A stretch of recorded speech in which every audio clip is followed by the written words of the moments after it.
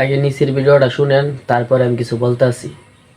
AI দিয়ে নিজের পাশে মেয়ে লাগিয়ে পিক বানিয়ে যারা সেই পিক সোশ্যাল মিডিয়াতে আপলোড করেন তাদের উদ্দেশ্যে বলে শুনেন, আপনারা কি এআই দিয়ে নিজের পাশে মেয়ে লাগিয়ে নিজেকে স্মার্ট প্রমাণ করতে চান, নাকি আপনাদেরকে যে বাস্তবে কোনো মেয়ে পাত্তা দেয় না তাই এআই সাহায্যে মেয়ে লাগিয়ে নিজেকে সান্ত্বনা দিতে চান?